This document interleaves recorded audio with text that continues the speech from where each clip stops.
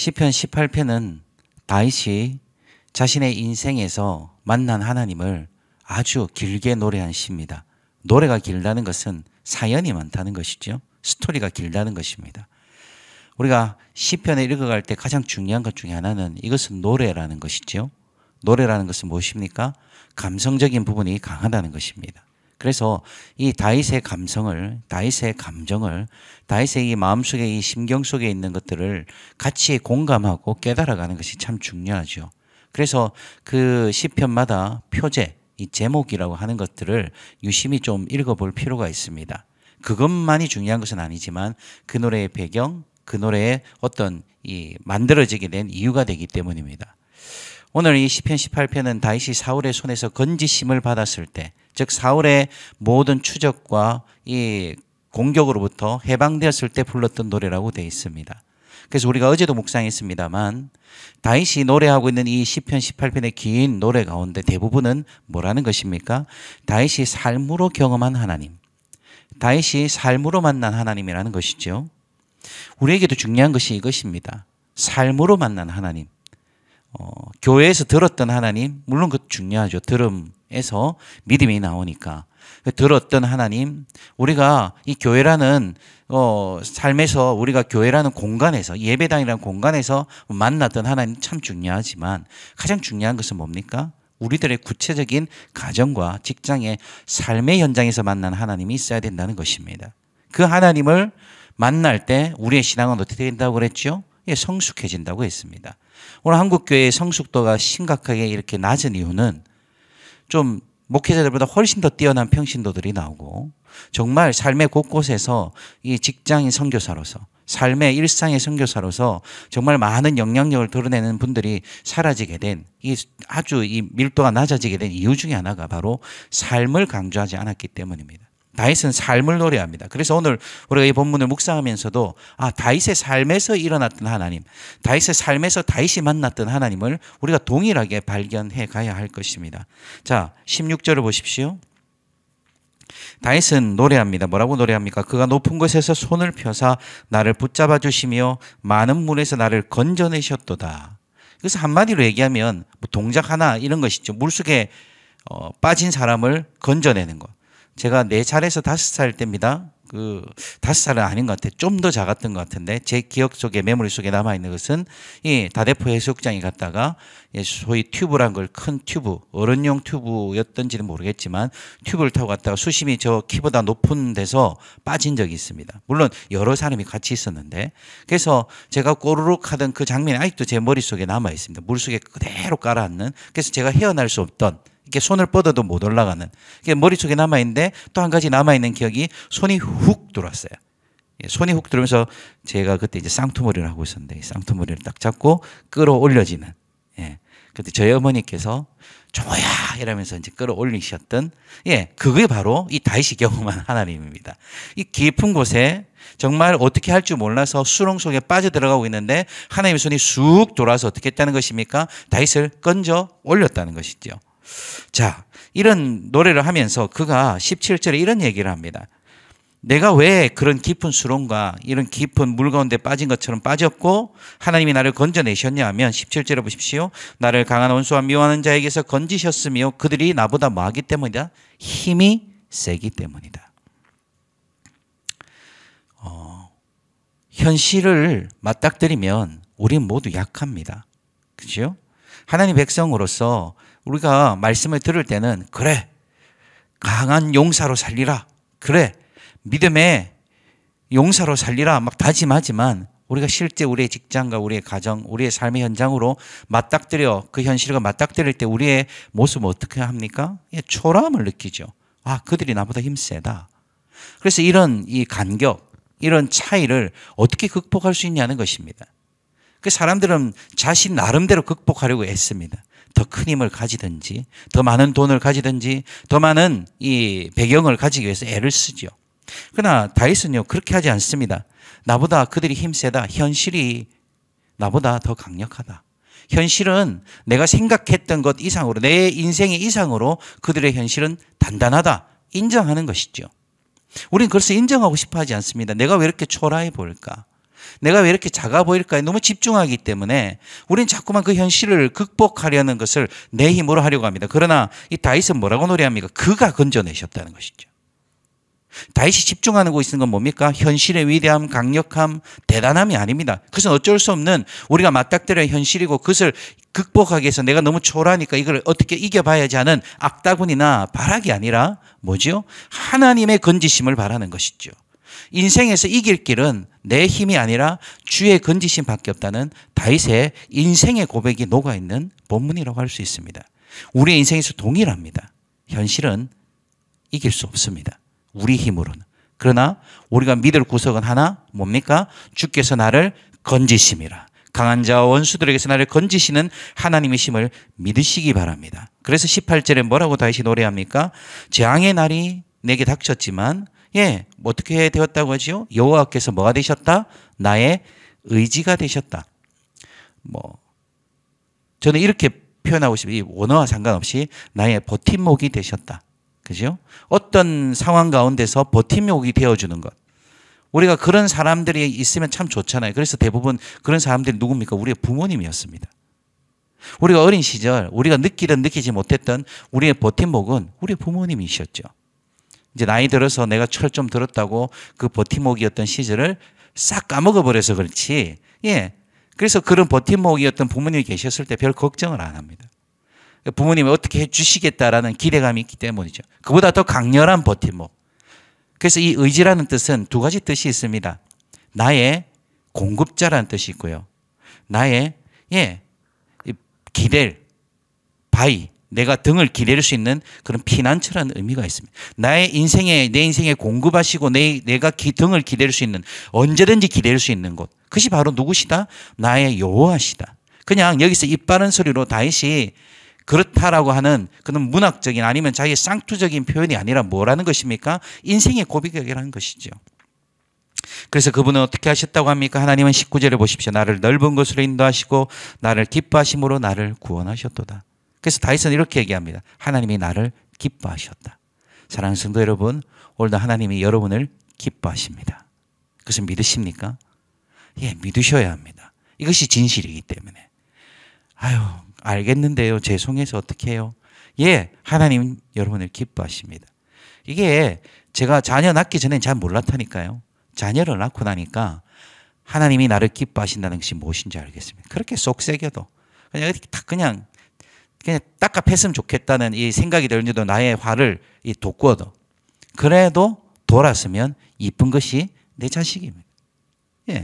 우리의 못남, 우리의 모자람에도 불구하고 하나님은 우리를 기뻐하십니다. 그리고 우리의 의지가 되십니다. 그리고 우리를 그 깊은 물에서, 많은 물에서, 환난에서 건지시는 하나님이심을 믿으시기 바랍니다. 그리고 다윗은 이제 20절부터 27절까지 많은 얘기를 하는데 특별히 20절과 24절은 이제 같은 얘기를 하는 거죠. 이게 뭐냐면 노래 가운데 이 시편의 표현 가운데 인클루지오, 봉투 기법이라 해서 앞과 뒤를 똑같은 말을 하는데 하고 싶은 말은 제일 중간에 있는 겁니다. 그래서 20절과 24절에 봉투가 있어요. 그리고 하고 싶은 말은 21절, 22절, 23절인 거죠.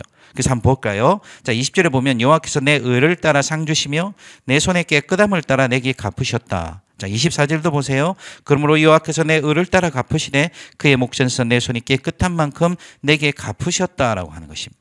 그래서 다윗은 노래합니다. 하나님이 내게 갚아주셨어. 하나님이 갚아주시고 하나님이 보상해 주셨어.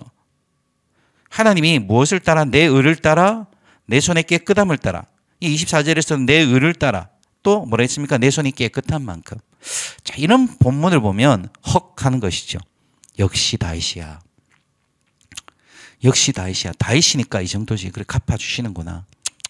그 다윗을 뭐라는 게 아니라 그러면서 나를 보는 것이죠. 난 다윗이 아니야. 그때에서 어떤 간격이 생깁니까?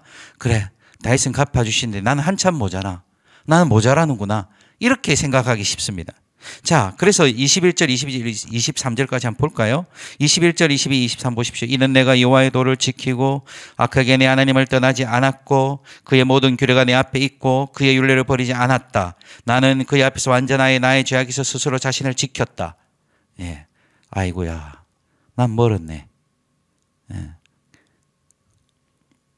그러나 다윗이 얘기하는 것은 뭡니까?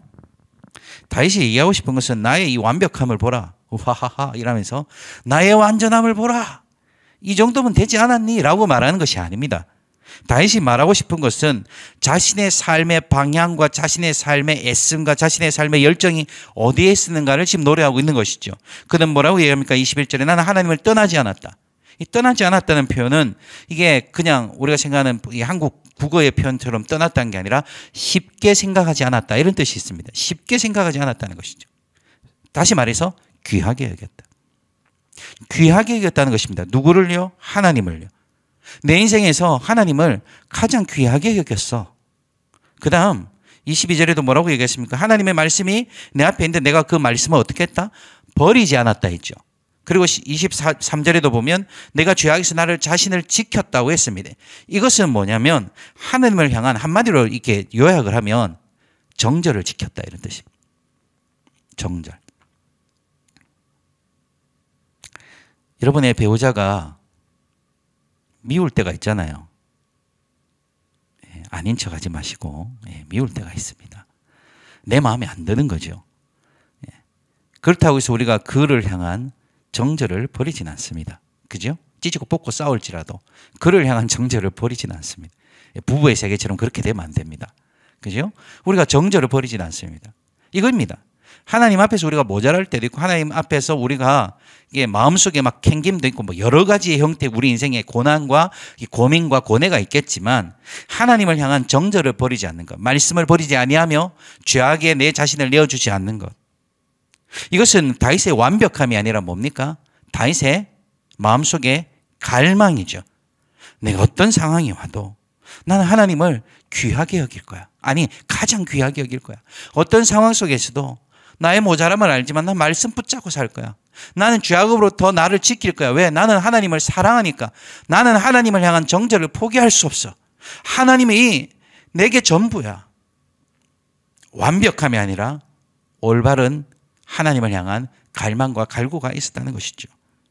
그때 하나님이 어떻게 하셨다고요? 갚아주셨다고 하면서 25절부터 27절까지 이런 얘기를 합니다. 자비로운 자에게 자기가 긍휼의 삶을 살았을 때 하나님께서 그의 긍휼을 보이셨다. 완전한 자란 말은 이렇게 뭐라고 하죠? 퍼펙트가 아닙니다. 이스라는 것은 방향이 올바르다는 뜻입니다. 완전하다는 것은 방향이 올바르게 살았을 때 주님께서 나에게 그 방향이 무엇인지를 보여주셨고 내가 깨끗함으로 살았을 때 주께서 나의 깨끗함을 보이셨다고 하면서 이제 그의 갚아주심을 이제 설명합니다. 사악한 자에게. 이 사악하다는 것은 무엇이냐면 뒤에도 나옵니다만은 27절에 나옵니다. 교만하는 뜻인데 이것은 이제 삐딱하게 사는 비틀어진 거. 이 가치 자체가 비틀어지고 눈이 비틀어진 것이죠. 그래서 이 사악한 자들 하나님을 귀중하게 여기지도 않습니다. 하나님에 대한 정절을 포기합니다. 그냥 세상의 시리와 세상의 흐름에 익숙한 대로 열심히 사는 자들. 그런 자들에게 주의 거스르심을 보이시고 주께 교만한 눈들을 어떻게 하신다고 27절에 낮춰버리신다. 초라하게 만들어 버리신다는 것이죠. 다윗은 얼마나 초라하게 살았습니까? 10년의 세월 동안 사울에게 도망가기 위해서 정말 초라한 인생을 살았거든요. 그가 블레셋, 제가 이 다윗의 인생 중에 가장 좀 처량하게 보이는 것이 블레셋에 가서 미친 척 한 거. 그죠? 예, 블레셋 앞에서 미친 척 하면서 살았던 그의 모습 속에 참 처량하게 봤습니다. 정말 초라하구나. 예. 그런 사람의 모습에서 우리는 저래 살면 안 되겠다. 시리와 세상의 흐름에 맞춰야겠다. 예, 그렇게 살아가는 교만한 눈들을 하나님께서 결국 어떻게 하신다고요? 낮춰버리십니다. 내가 너를 초라하게 만들어버리겠다. 예, 다윗의 인생은 어떻게 하신다고요? 주께서 공고한 백성은, 이 공고하다는 말은 단순히 힘들었다는 것이 아니라 고통 속에서도 겸손했던 사람. 겸손하게 주님만 의지했던 사람, 세상의 시류에 흔들리지 아니하고 정절을 지키며 겸손히 주를 바랐던 백성은 어떻게 하시고? 구원하시고. 사악한 자들, 시류의 흐름에 세상의 권력이 세상의 힘에 녹아내리고 그들 앞에 조아리고 그들 앞에 수동하고 길들여지면서 무너졌던 자들은 내가 도리어 그들이 지금은 성공할지 모르겠지만 내가 초라하게 만들어 버리겠다. 그 다윗은 그렇게 하신 하나님을 찬양하는 것이죠. 오늘도 우리의 일상 가운데 교만한 자들이 있을 것입니다. 예. 떵떵거리며 살아가는 위세를 자랑하는 자들이 있을 것입니다. 그리고 나를 발부리하고 나를 무시하고 초라하게 만드는 사람들이 있을 것입니다. 주님의 갚아주심을 믿으시기 바랍니다. 그들이 쌤통 맞았다, 잘 됐다가 아니라 결국에는 내 인생을 지금은 내가 초라해 볼지라도 하나님을 향한 정절을 포기하지 않을 때 나를 구원하시고 높이시는 하나님을 믿으시기 바랍니다. 다윗의 인생에 그러하셨듯이 우리 인생에서도 반드시 그리하실 하나님을 믿으시는 여러분 되시길 주님을 축원합니다. 그러고 나서 이제 28절에서 29절까지 다윗은 노래합니다. 정말 마음속에 힘을 주는 노래인데요. 이거 볼 때마다 참 마음속에 힘이 됩니다. 그래서 28절에 뭐라고 얘기합니까? 주께서 나의 등불을 켜사 나의 흑암을 밝혀주셨다. 어디로 갈지 모를 때 주께서 나의 등불을 켜주십니다. 오늘 이 아침에 우리가 기도할 것은 뭡니까? 하나님, 나의 등불을 켜주시옵소서. 나의 흑암과 같이 깜깜한 나의 미래, 아무것도 예측할 수 없는 미래, 지금 내가 뭐 가진 것 조금 있는 것 같고 지금 내가 뭔가 지금까지 이루어놓은 것 있는 것 같아도 그것이 하루아침에 붕괴될 것이라는 것을, 그렇지요? 언제든지 사라질 수 있다는 것을 우리는 알고 있습니다. 우리의 앞날을 알 수가 없습니다. 우리의 앞날을 예측할 수 없습니다. 그러나 주께서 내 인생의 등불을 켜주십니다. 주께서 내 인생의 흑암을 밝혀주십니다. 주의 말씀은 내 발의 등이요 내 길에 빛이시기 때문입니다. 오늘도 이 아침에 주님 앞에 기도하는 이유가 무엇이겠습니까? 주님께서 우리의 길을 밝혀주시는 유일한 분이시기 때문입니다. 그래서 우리가 주께서 우리의 등불을 밝혀주실 때 우리 안에 이런 용기가 생깁니다. 29절에 보십시오.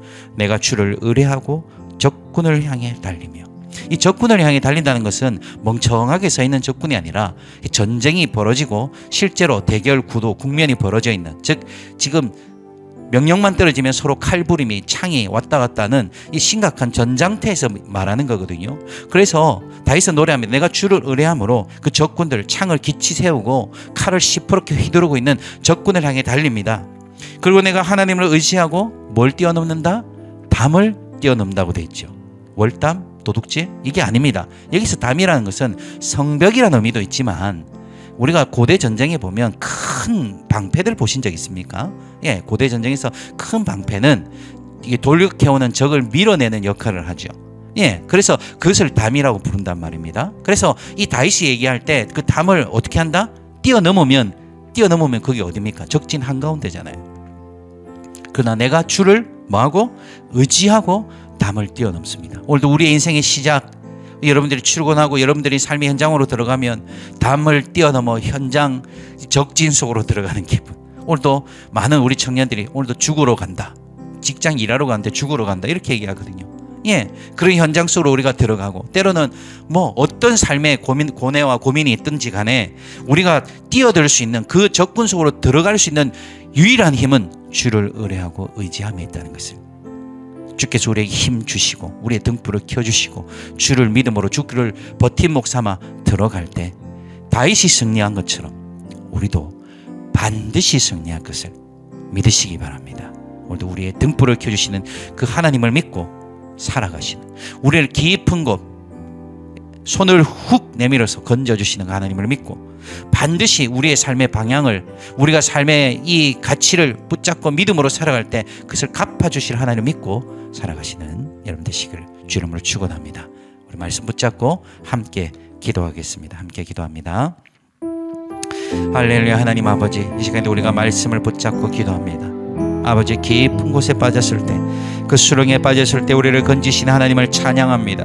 아버지, 결코 아버지 우리를 포기하지 아니하시는 하나님을 찬양합니다. 결코 아버지 말아 우리를 아버지 말아 그 가운데 아버지 말아 아버지 놔두지 않으시는, 아버지 방관하지 않으시는 하나님을 찬양합니다. 깊은 곳에 수렁에 깊은 물에 빠졌을 때 우리를 건지시는 하나님, 아버지 말아 아버지 하나님은 살아계시고 아버지 말아 아버지 역사심을 믿습니다. 때로는 우리가 압니다. 우리보다 힘이 센 현실, 우리보다 강대한 현실, 우리보다 아버지 거대한 현실, 아버지 보기보다 단단하고 딱딱하며 아버지 결코 변화시킬 것 없는 현실과 마주칠 때 아버지 말아 우리를 건지시는 분은 오직 하나님 한 분이심을 믿고 나아갑니다. 아버지 말아 아버지 우리에게 아버지 말아 아버지 갚아주시는 하나님을 찬양합니다. 아버지 말아 아버지 주님, 우리의 모자람에도 우리의 부족함에도 아버지 말아 아버지 주님, 우리가 주를 향한 아버지 정절을 지키며 아버지 말아 아버지 주님을 아버지 가장 귀하게 여기며 주를 향한 사랑을 포기하지 않을 때 아버지 말아 아버지 결국에는 아버지 우리를 아버지 말아 높여주실 하나님을 찬양합니다. 지금은 교만한 자들이, 지금은 사악한 자들이 아버지 말아 아버지 주님 성공한 것 같고 위세를 떨치며 힘이며 능력을 떨치며 그들의 명성을 자랑할지라도 아버지 말아 우리가 주를 향한 정절과 사랑을 붙잡고 나갈 때 아버지 우리를 구원하시고 아버지 곤고하지만 겸손하여 주를 붙드는 자들을 구원하시고 아버지 교만한 자들을 초라하게 만드실 하나님을 나는 믿습니다. 아버지 오늘도 우리가 아버지 그 하나님을 믿음으로 아버지 적진으로 뛰어듭니다. 아버지 세상의 현실 가운데 위기 가운데 아버지 오늘도 문제가 있는 나의 아버지 복잡한 가운데 뛰어듭니다. 아버지 여러 가지로 정신이 없고 아버지 말 아버지 주님 나를 초라하게 만드는 그 현실 속에서 나는 주를 의지함으로 나의 등불을 켜시고 나의 흑암을 밝히시며 아버지 말 아버지 나로 하여금 아버지 말의 적진에 아버지 말을 뛰어들게 하시고 그 담을 뛰어넘게 하시는 그 하나님을 믿음으로 오늘도 내 인생을 시작합니다. 주여 오늘도 이 말씀을 아버지 기억할 뿐 아니라 이 말씀이 우리의 머릿속에 남아있는 정보가 아닌 우리의 가슴을 울리는 아버지 말의 삶의 동인이 되게 하시고 아버지 말 아버지 오늘도 이 말씀이 우리의 삶에서 재진술되는 역사가 일어나게 하여 주시옵소서. 오늘도 주의 말씀을 믿고 나가미로 주의 말씀을 믿고 의지함으로 아버지 말 우리가 아버지 말의 주의 말씀을 경험하게 되기를 원합니다. 내 삶에서 만난 하나님을 아버지 내 삶에서 치열하게 아버지 말 아버지 주님 삶의 현장에서 만난 하나님을 고백하고 노래하는 아버지 말 오늘 하루가 될 수 있도록 축복하여 주시옵소서. 오 주님 축복하여 주시옵소서. 하나님 우리가 살아갈수록 우리의 초라함에 직면하게 됩니다. 살아갈수록 우리의 연약함에 직면하게 됩니다. 그들이 나보다 힘이 세다는 것, 이 현실이 나보다 훨씬 더 강력하다는 것을. 그러나 나를 건지시는 이, 나에게 갚아주실 이, 나로 하여금 담대하게 살아가게 하실 이, 오직 하나님을 의지함으로 나를 기뻐하시는 하나님을 믿고 오늘의 인생도 시작하게 하여 주시옵소서. 주님 나의 인생에 흑암의 불을 밝혀주셔서 나의 인생에 등불을 켜신 주님을 찬양합니다. 오늘도 주를 믿고 오직 주만 믿고 적진으로 뛰어듭니다. 세상의 현실 가운데 뛰어듭니다. 때로는 초라하게 보일지라도 그 초라함 속에서도 하나님의 갚아주심을 믿고 아버지 때로는 우리보다 힘이 센 현실 앞에 주저앉아 있을지라도 나를 건져주시는 나를 기뻐하시는 하나님 믿고 살아가는, 그리하여 이 말씀이 여기서 선포되고 많은 말씀이 아니라 우리의 일상과 삶의 현장에서 재진술되는 역사가 있게 하여 주시옵소서. 오늘 이후에도 기도할 때 주의 뜻대로 모든 것이 이루어지고 응답되어질 줄 믿고 감사하며 예수님의 이름으로 기도하옵나이다. 아멘.